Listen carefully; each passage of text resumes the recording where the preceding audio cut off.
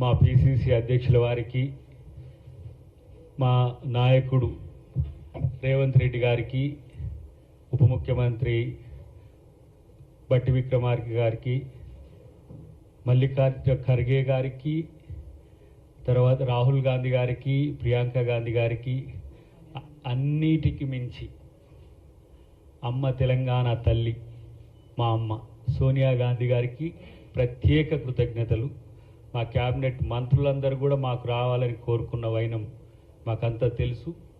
ప్రత్యేకించి మహేష్ అన్న నా విషయంలో తీసుకున్న శ్రద్ధ నాకు తెలుసు కాబట్టి వారికి నేను ప్రత్యేక కృతజ్ఞతలు కూడా తెలియజేస్తున్నాను. ఎందుకంటే పార్టీ ప్రభుత్వం, పార్టీకి నాయకుడు మహేష్ కుమార్ గౌడ్ గారు అయితే ప్రభుత్వానికి నాయకుడు మా రేవంత్ రెడ్డి గారు.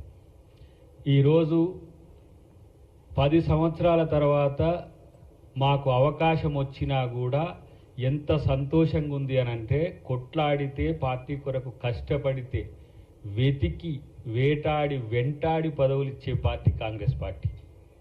ఏ మూలకున్నా ఎక్కడ ఉన్నా సరే, ఈరోజు విజయశాంతి గారికి వారు తెలంగాణ ఉద్యమంలో పనిచేసిండ్రు, కాంగ్రెస్ పార్టీ కోసం పనిచేసిండ్రు. బీజేపీ బీఆర్ఎస్ రహస్య ఒప్పందాన్ని తెలుసుకొని పార్టీలోకి మళ్ళీ వచ్చి తనకు అవకాశం ఇవ్వకపోయినా మళ్ళీ పార్టీ కొరకు ప్రచారం చేసినందుకు వారికి ఒక ఆడబిడ్డగా, తెలంగాణ ఆడబిడ్డగా అమ్మ సోనియా గాంధీ గారు మా పార్టీ అంత బ్లెస్సింగ్స్ ఇచ్చింది. ఒక సామాన్య కార్యకర్త నుంచి వచ్చిన శంకర్ నాయక్ గారికి అవకాశం ఇచ్చింది. నేను ఒకటే మాట రాజకీయం మాట్లాడదు, ఎందుకంటే కేసీఆర్ గారు మస్టర్ కోసమే అసెంబ్లీకి వస్తున్నాడు, ప్రజల కోసం కాదు. బీఆర్ఎస్ పార్టీ ఫ్రస్ట్రేషన్లో ఉంది.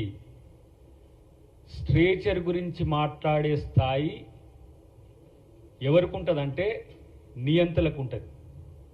హిట్లర్ కూడా స్ట్రేచర్ గురించే మాట్లాడింది. మనుషులంతా సమానమే అనేది ప్రజాస్వామిక భావన.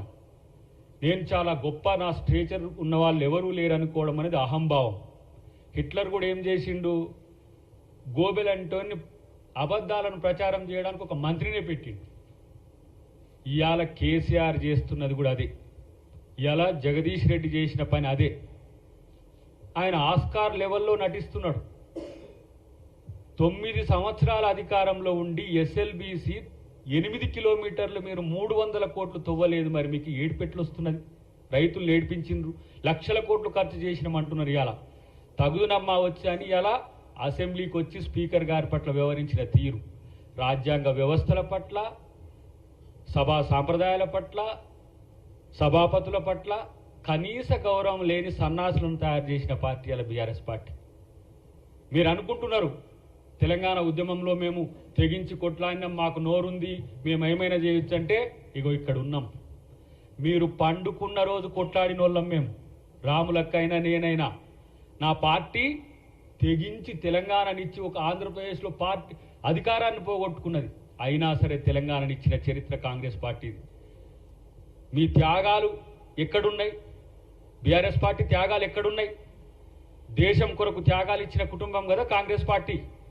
ఇవాళ తన ఆస్తులను సైతం ఇవాళ తాకట్టు పెట్టి ఈ స్వాతంత్రోద్యమానికి సహకరించింది మోతీలాల్ నెహ్రూ గారు. జైలుకు పోయిన జీవితం నెహ్రూ గారిది. చైనా వారి తర్వాత తన జీవితాన్నే ఇలా ఏ విధంగా కుమిలి ఏడ్చి చనిపోయిండో మీకు తెలుసు. నా దేహం ముక్కలైన ఈ దేశాన్ని ముక్కలు కానియనని చెప్పిన ఇందిరాగాంధీ తెగువ కింద మీరు ఎంతరా బాబు. శ్రీలంకకు శాంతి సేనలు ప్రపంచ శాంతి కొరకు పంపించిన రాజీవ్ గాంధీ ఈ దేశం కొరకు త్యాగం చేసిన కుటుంబం. 2 పిల్లల్ని, చిన్న పిల్లల్ని సంకర పెట్టుకొని దేశం కొరకు పోరాడిన సోనియా గాంధీ తెగువ కింద మీరెంత.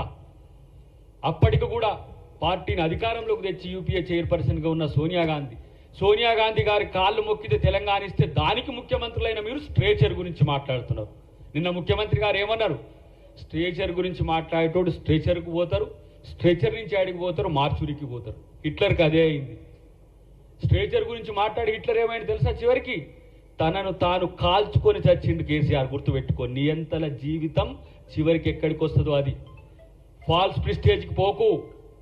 నీకు అధికారం ఇచ్చిన రోజేమో అందలం ఎక్కి కూర్చొని అందరినీ కూర్చోబెట్టి ఇలా స్పీకర్లను గౌరవించినరా? మీరు ప్రజాస్వామ్యాన్ని గౌరవించినరా? ఒక దళితుడైన సిఎల్పి నాయకుడుగా ఉన్న బట్టి గారి యొక్క అధికారాన్ని తీసేసింది ఎటుపోయింది? సంపత్ గారిని, వెంకటరెడ్డి గారిని డిస్మిస్ చేసే హక్కు మీకు లేకుండా చేసిన రోజు ఎటుపోయింది? ఇలా మీకు ప్రజాస్వామ్యం గురించి గుర్తొస్తున్నది, మీకు ప్రజలు గుర్తొస్తున్నారు, మీకు నటులు ఇలా మీరు ఎట్లా నటిస్తున్నారో చూస్తున్నాం. కొంతమంది మీడియాలో కొంతమంది ఉన్న వాళ్ళని తీసుకొని పోయి మీరు నెలకు ₹1 కోటి ఇచ్చి బ్లాక్ మైకులు పెట్టించి ఇలా ముఖ్యమంత్రి గారిని తిట్టిస్తున్నారు. సిగ్గనిపించట్లేదా మీకు? మీరు తెలంగాణ ఆత్మగౌరవాన్ని, తెలంగాణ అస్తిత్వాన్న ఇలా బీఆర్ఎస్ పార్టీలో తెలంగాణ వాదం ఎక్కడిది? తెలంగాణ రాష్ట్ర సమితి అనే పదమే తీసేసి భారత రాష్ట్ర సమితిని పెట్టుకున్న దద్దమ్మలు మీరు. మీకు తెలంగాణ గురించి మాట్లాడే నైతిక హక్కు ఎక్కడి? బడికి రానోడు ఇలా పాఠాలు చెప్తున్నాడు, అసెంబ్లీకి రానోడు ఇలా నల్లికుట్ల వేషాలు వేసుకుంటా సన్నాసులతో, దద్దమ్మలతో ఇలా ముఖ్యమంత్రి గారి నుంచి మొదలు పెడితే స్పీకర్ గారి వరకు ఇట్లా చేస్తున్న విషయం గుర్తుపెట్టుకుని తస్మాత్ జాగ్రత్త. తెలంగాణ సమాజం మీ స్ట్రేచర్ను పాతాళంలోకి తొక్కింది. నీలాంటి నియంత్రణ తొక్కి ఇలా రాహుల్ గాంధీ గారి నేతృత్వంలో రేవంత్ రెడ్డి గారు ఈ రాష్ట్రానికి ముఖ్యమంత్రిగా అయింది. నీకు ఇంత క్రెడెన్షియల్స్ ఉన్నాయి, నేను తెలంగాణ తెచ్చినా అది తెచ్చినా అని చెప్పి గఫాలు కొట్టుకున్నారు కదా. ప్రజలు ఎందుకు మిమ్మల్ని ఓడగొట్టినరో కనీసం ఆత్మపరిశీలన చేసుకోలేని, సిగ్గులేని మీ బతుకులకు ఇవాళ స్పీకర్ గారిని అనే స్థితి వచ్చిందా? దళితుడిని ముఖ్యమంత్రి చేస్తా అన్న నువ్వు ఇలా దళితుడు స్పీకర్గా ఉంటూ కూడా ఓర్వలేని స్థితిలో మీ పార్టీ పరిస్థితి వచ్చింది. కాబట్టి మిత్రులారా, ఈ అవకాశం నాకు పార్టీ సుదీర్ఘకాలం నేను పనిచేసిన తర్వాత నన్ను గౌరవించి నా కుటుంబాన్ని నన్ను ఒక మంచి దృష్టితో చూసి నాకు ఇచ్చింది పార్టీకి. నా సేవలు మహేష్ కుమార్ గౌడ్ గారు ఎప్పుడు ఇచ్చినా నేను పార్టీకి నేను సహకరిస్తూనే ప్రభుత్వంలో తెలంగాణ అమరవీరుల యొక్క ఆకాంక్షల్ని, తెలంగాణ ఉద్యమకారుల యొక్క ఆకాంక్షల్ని, తెలంగాణ సమాజపు ఆకాంక్షల్ని ప్రభుత్వం దృష్టికి తీసుకుపోవడమే కాకుండా పేదల గొంతులుగా, యువత గొంతులుగా, మహిళ ఇతరత్ర ఎవరైతే బాధితుల గొంతులుగా మేము ఉండడానికి ఇలా మేము ముందుకొస్తాం. సామాజిక న్యాయానికి పెద్దపీట వేసే కాంగ్రెస్ పార్టీ. ఎందుకంటే నేను ఆ రోజు కూడా చెప్పిన, చివరిగా ఒక్క మాట చెప్పి ముగిస్తా.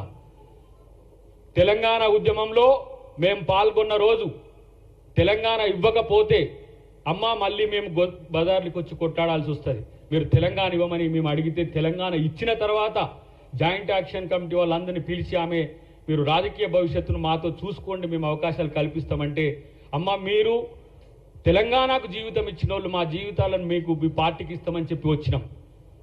మాకు అవకాశాలు ఇచ్చింది, ఎమ్మెల్యేగా పోటీ చేయడానికి అవకాశాలు ఇచ్చింది. ఒకసారి టికెట్ ఇవ్వకపోయినా ఈ పార్టీని అధికారంలోకి చేసేందుకు మేము కూడా ఉడతాభక్తిగా సహకరించాలని అలా కొట్లాడినాం. ఈ రాష్ట్రంలో అమ్మకు బహుమతిగా ఈరోజు రాష్ట్రంలో కాంగ్రెస్ పార్టీని అధికారంలోకి తెచ్చినాం. ఈ పార్టీకి మా జీవితాలను వెచ్చించైనా సరే ఈ పార్టీని మళ్ళీ అధికారంలోకి తేవడమే కాదు, రేవంత్ రెడ్డి గారిని ముఖ్యమంత్రి చేసుకున్నట్టుగానే రేపు రాహుల్ గాంధీని ఈ దేశానికి ప్రధానమంత్రి చేయడానికి మేమందరం కూడా కంకణబద్ధులమై ఉండి మా శ్రమను, మా సమయాన్ని అంతా కూడా పార్టీకి ఇస్తామని చెప్పి పిసిసి గారికి ప్రత్యేక కృతజ్ఞతలతో థ్యాంక్ యూ వెరీ మచ్.